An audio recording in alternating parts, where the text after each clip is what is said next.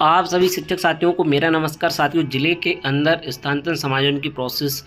की जो प्रक्रिया थी वो मामला कोर्ट में था। अब उसका जो है ऑर्डर अपलोड हो चुका है। इस संबंध में आपको जो है जानकारी दी जा चुकी थी कि जो है 8 तारीख तक इस पर जो है रोक लगाई गई, यानी 8 तारीख तक किसी प्रकार का कोई नया आदेश जारी नहीं किया जाएगा और ना ही जो है स्थानांतरण की प्रोसेस को आगे बढ़ाया जाएगा। साथियों, बड़ी अपडेट है कि इस संबंध में जो है कोर्ट का आदेश जो है अपलोड हो चुका है और काफ़ी चीज़ें जो है पहले जो आदेश जारी हुआ था कि जो है 30/6/2024 का नामांकन के हिसाब से जो है इस प्रक्रिया को अपनाया जाएगा और 6 हफ्ते का समय दिया जाएगा, लेकिन इसी बीच जो है समय सारणी जारी कर दी और बहुत ही फास्टली तरीके से इस प्रोसेस को करने की शुरुआत की, जिसको लेकर के कोर्ट ने स्पष्ट कहा है कि यह प्रक्रिया सही नहीं है। आप इतने फास्ट तरीके से प्रोसेस कैसे कर सकते हैं, जबकि आपकी तरफ से अभी तक ना ही कोई एफिडेविट जारी हुआ है और कुछ चीज़ें जो है जिनको आपके द्वारा क्लियर नहीं किया गया। तो यहाँ पर आप देख सकते हो उस आदेश को, जो कि कोर्ट नंबर 39 की ओर से writ number 9970/2024 petitioner Neeraj and 50 others respondent state of UP and 3 other counsel for petitioner Naveen Kumar Sharma, counsel for respondent Archana Singh CSC, honourable Sumitra Dayal Singh ji, honourable Donadi Ramesh ji की ओर से earlier writ number 10686/2024 Govind Kaushik and 116 other versus state of UP and four other was filed for similar relief. इसी प्रकार का आदेश जारी हुआ था। That was dispose of wide order dated 29/7/24 in that it was observe. जो प्रक्रिया थी उस प्रकार से था कि टुडे श्री अभिषेक श्रीवास्तव, जो पहला का आदेश था वही इसमें दिया हुआ है कि माननीय उच्च न्यायालय की परीक्षा के संबंध में अवगत कराना है कि उत्तर प्रदेश निःशुल्क अनिवार्य बाल शिक्षा अधिकार नियमावली 11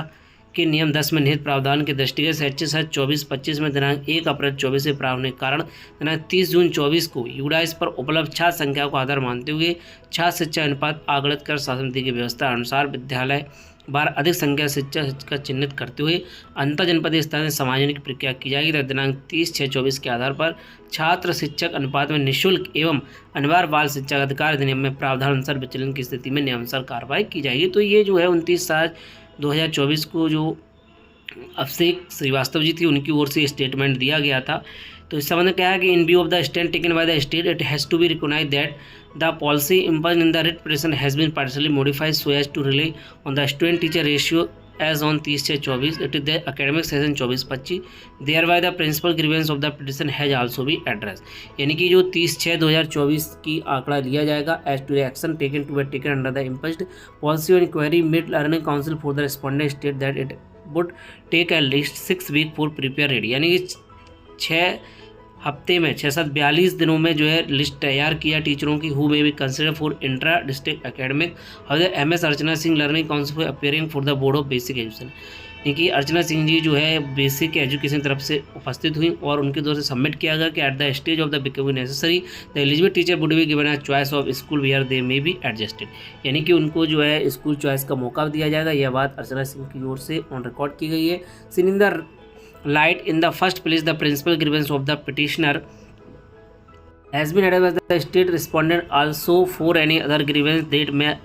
arise we leave it open to petition approach the court again if cause of action। यानी कि कोर्ट ने कहा था कि अगर कोई आपत्ति आती है तो आप फिर से कोर्ट आ सकते हैं और आपकी जो समस्या है उसको सुना जाएगा। With the officer observation direction the writ petition stand dissolve. तो ये पूरी प्रक्रिया जो पूर्व का आदेश जारी हुआ था उसी को इस आदेश में भी लिखाया गया। अब आगे देखते हैं। यद्यपि the court was given to understand कि state authority would generally make all effort to first ascertain the student teacher ratio as on 30/24 and thereafter carry out an exercise to ascertain the number of surplus teacher that may be available at various school in each district. Once that exercise would complete, the state authority would then identify the teacher who may be relocated depending on their intercentrality within the district.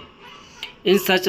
circumstances, on query made, we were further given to understand that the whole exercise would require conclusion within 6 week time। यानी कि 6 हफ्ते में चीज़ को समाप्त किया जाए। The same was inducted in the above noted order in this writ petition raising similar challenge. Learning Council for the appellant has brought on record copy of the communication dated 31/7/24 issued by the Secretary Basic Education Board UP Prayagraj that indicate very short timeline provide for determination of post and identification of teacher who may be surplus may be thereafter therefore. यानी कि basic education department की ओर से काफ़ी समय दिया गया है इस लिस्टों को बनाने के लिए और साथ ही साथ टीचरों को आइडेंटिफाई करने के लिए जिनको जो है एडजस्टेड किया जाना है, यानी कि जिनको समायोजन किया जाना है। Prima facie it does appear, ऐसा प्रतीत होता है कि the entire exercise may be conducted in a hurried manner, यानी कि जो प्रोसेस अपनाई जा रही है वो एक प्रकार से क्या है, बहुत ही तेज़ गति से अपनाई जा रही है। बिफोर वी में पास यानी further order, Shri Arminder Singh Rajput learned additional chief standing counsel, MS Archana Singh learned counsel for the port who time to obtain written instruction, यानी कि रिटर्न इंस्ट्रक्शन दाखिल नहीं हुआ है। In view of the fact noted about written instruction alone may not be sufficient, यानी कि जो return instruction दिए गए हैं वो पर्याप्त नहीं है। Let personal affidavit of the secretary basic education board UP Prayag, यानी कि पर्सनल एफिडेविट जो है बेसिक एजुकेशन बोर्ड की ओर से दाखिल किया जाए। And the additional chief secretary UP basic to ensure the exact manner which the determination of surplus post of teacher, identification of surplus teachers and adjustment at different school is propose to be made as may assure the code, the whole exercise being done in a transparent manner, यानी कि पूरी process को transparent manner से किया जाए। Basic education board की personal जो है इनको अपना देखिए यहाँ पर इन view the fact noted above return instruction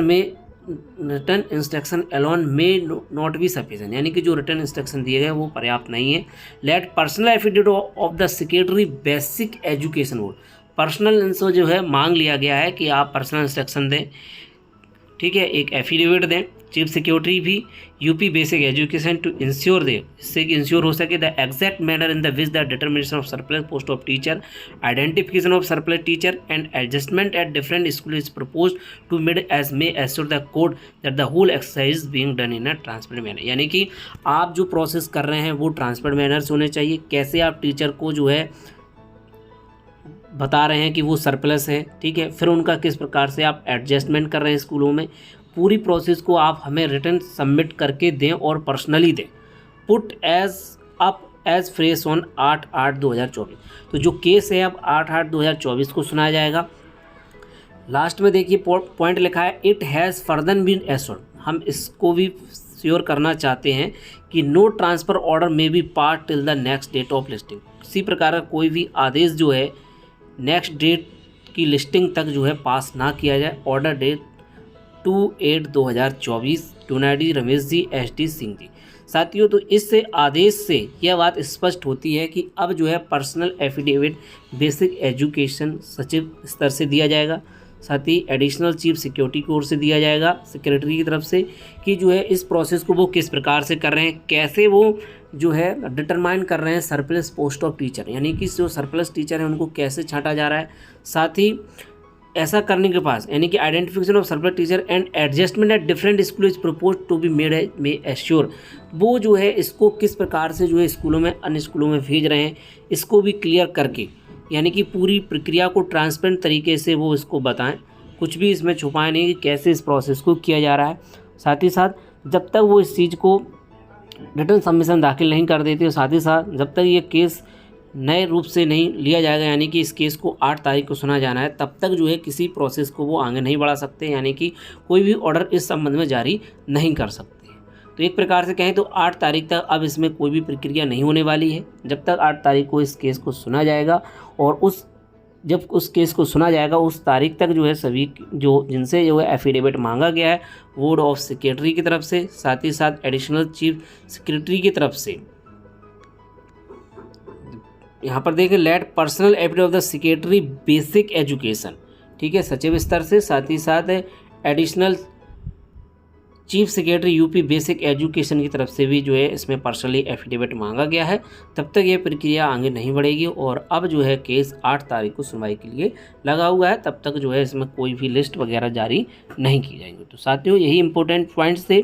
जिसको आपको क्लियर किया गया है। काफ़ी चीज़ें पुरानी ही ली गई हैं, बस इतना सा कह दिया गया है कि सारी चीज़ों को जो है आप स्पष्ट तरीके से बताएं, कैसे आप जो है समायोजन कर रहे हैं, कैसे आप जो है सरप्लस टीचर को ढूंढ रहे हैं और किस प्रकार से आप उनको जो है विद्यालयों में एडजस्ट करेंगे। सारी प्रोसेस आप हमें एक बार बताएं, तभी जा कर के हम इस प्रक्रिया को आगे बढ़ने देंगे। तब तक 8 तारीख तक जो है रोक लगाई गई है।